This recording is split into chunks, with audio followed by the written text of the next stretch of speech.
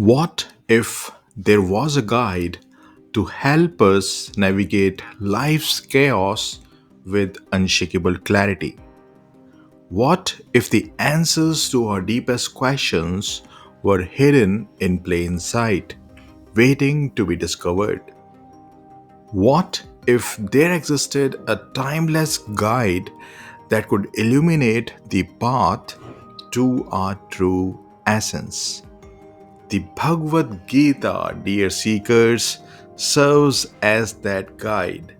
It is not just a scripture, it is a mirror held up to the soul, reflecting the eternal essence of who we are. In today's fast paced and ever changing world, its teachings remind us of the unchanging core within us, offering a compass for navigating life's complexities with clarity and peace.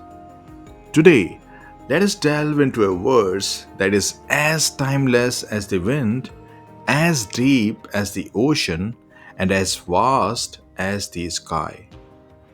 Krishna says, Nainam chindanti shastrani, Nainam dahati pavakaha, Nachainam kledayantyapo, Nashoshiyati marutaha.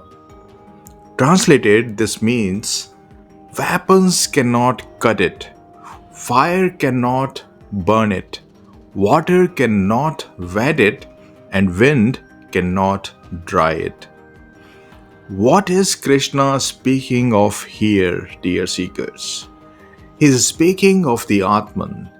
He is speaking of the self, that which is beyond birth and death, untouched by the impermanence of the world.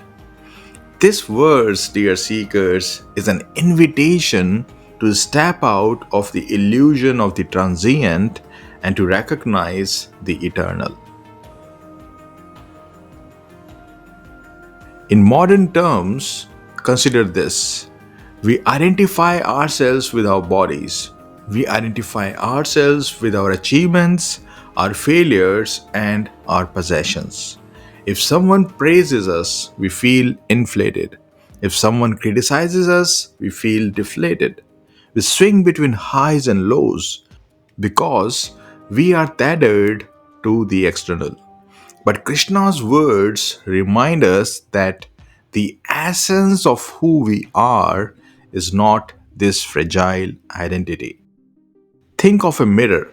If dust settles on it, the reflection becomes unclear, but the mirror itself is not damaged.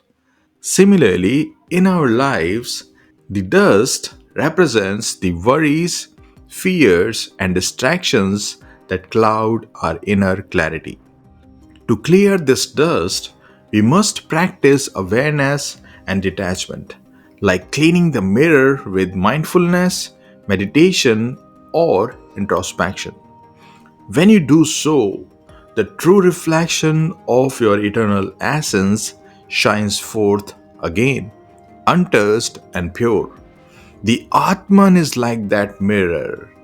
Dust may settle on it in the form of life's challenges, loss, pain, and joy, but the mirror remains untouched. Krishna's teachings on the imperishable Atman resonate deeply with the Buddha's practice of equanimity. Now, let me bring a story from Buddha's life. One day, a man came to Buddha and started hurling insults at him. He called him names, mocked him, and did everything he could to provoke a reaction. Buddha sat there, serene and silent, like a lake undisturbed by wind. After a while, the man grew tired and asked, "Why don't you say anything?" Buddha smiled and said, "If someone offers you a gift and you do not accept it, to whom does the gift belong?" The man was puzzled.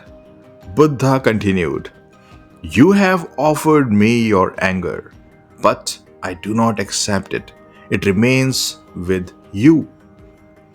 This story, dear seekers, illustrates the essence of Krishna's teachings.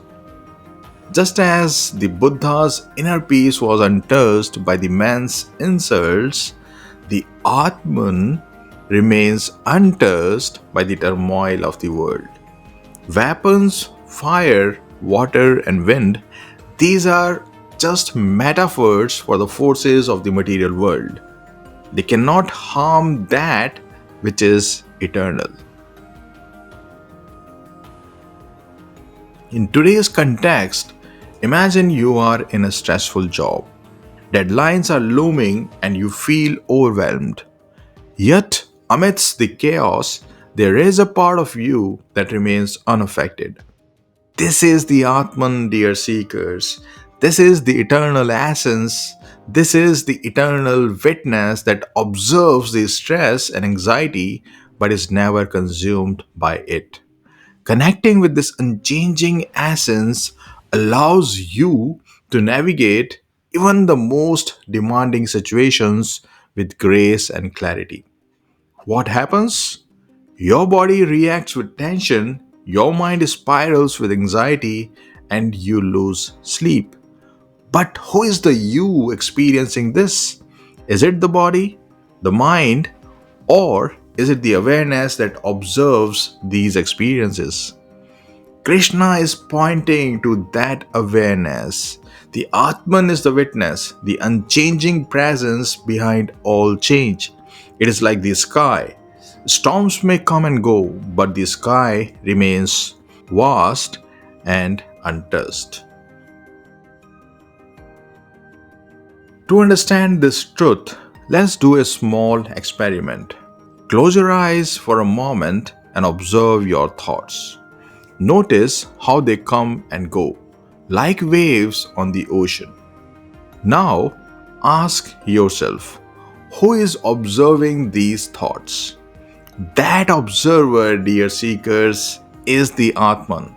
It does not change, even as thoughts, emotions, and sensations come and go.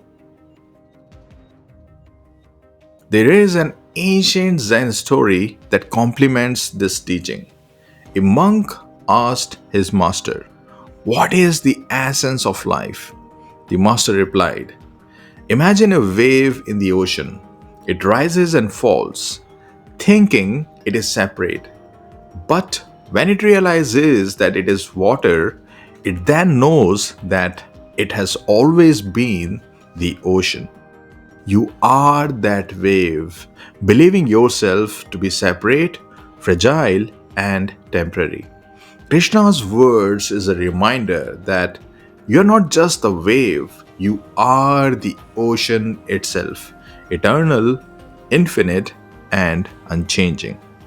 So, how do we bring this wisdom into our lives? Start by shifting your identification. When someone criticizes you, instead of reacting, remember, their words are like the wind. They cannot touch your essence. When challenges arise, instead of feeling defeated, remember, you are the eternal observer. In this age of technology and distractions, we are constantly pulled outward. Social media, news, and the demands of modern life make us forget our inner stillness.